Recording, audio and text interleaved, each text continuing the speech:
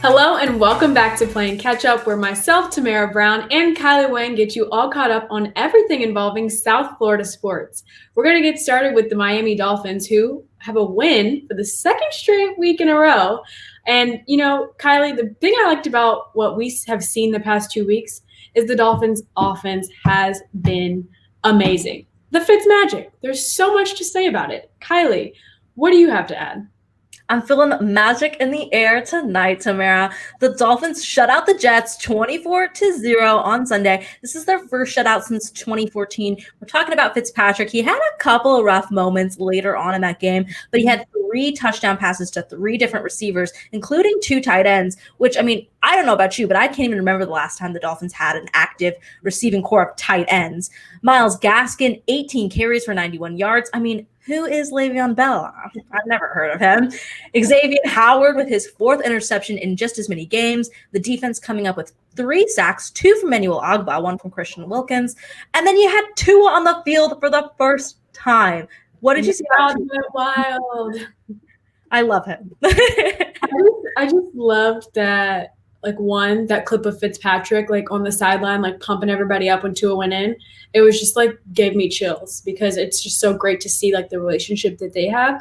And then, obviously, the crowd went wild, too. The moment we've all been waiting for, Tua going to the game. And then, also, the second best thing was the clip after the game of him sitting on the field on FaceTime with his parents. That, I'm just, it was the cutest thing. The cutest thing. And now we're going to move on to Inter Miami soccer, where Inter Miami traveled up to New York to play Montreal Impact. And they did, end up losing the game 2-1. But Kylie, you have an interesting fact to share about what happened off of the field. Yeah, at the end of that game, I guess Gonzalo Higuain had some things to say to one of the referees, and he was actually issued a red card, meaning that he's going to miss the next game. Supposedly for offensive, insulting, and abusive language. It's also worth mentioning that the Montreal Impact had only won just 1 of their past 8 games. Somehow there's only 4 matches left to play, and Inter Miami is just 2 points out of the playoffs. Somehow. I can't see them making it that far if they get into the playoffs, but what have you seen from them? Honestly, I feel like they've come just such a long way. At first it was wow, this is going to be a very long season. And now, they've had a lot of ties, and now I think they're finally coming together, obviously, with the late additions they've had on the team, especially with the Higuain brothers reunited. Unfortunately, they won't be able to play together the next game, but it's going to be nice to see the way those two mesh on this team as like you said, they continue in their last 4 games of the season.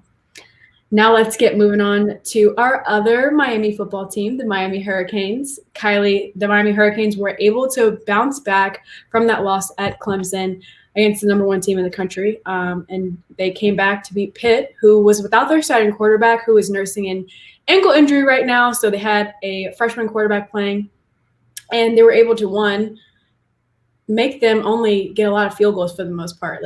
Great to see that they were able to hold them from getting 7.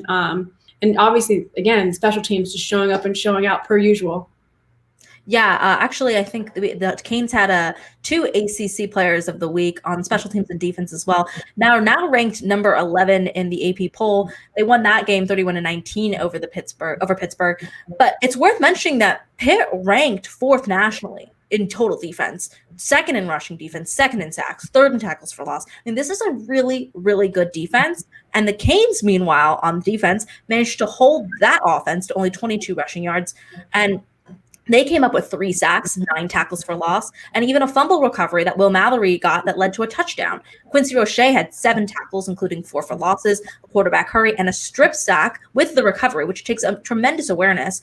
I'm thinking that this Canes defense might be a really big deal going back to a few years ago when the last time they were a really big deal. Hopefully, unlike the last time they were a turnover chain producing machine, they don't topple in the second half of the season. But Derek King, 16 of 31 for 222 yards. He had 4 touchdowns. Granted, also 2 interceptions, but it looks like he's putting together some things. He's getting more comfortable with the playbook, and I'm really excited to see what the Canes can put together, especially now that they're creeping back into that top 10 spot on the poll.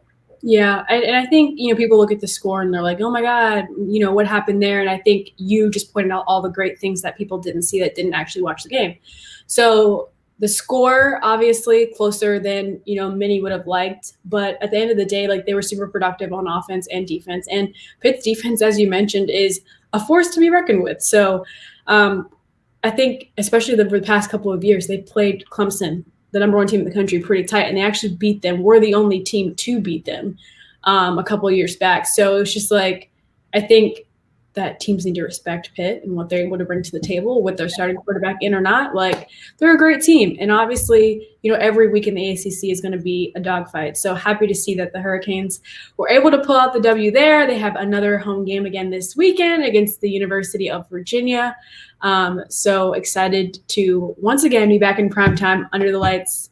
It is not a noon game. It is an 8 p.m. game. So be on the lookout for myself and Kylie's update next Monday on everything that happens with the Miami Hurricanes over the weekend. And stay tuned throughout the week, as Kylie will have more updates for you on Wednesday, and then I'll be back on Friday. And thanks for tuning in for us on this episode of Playing Catch Up. Have a good one, guys.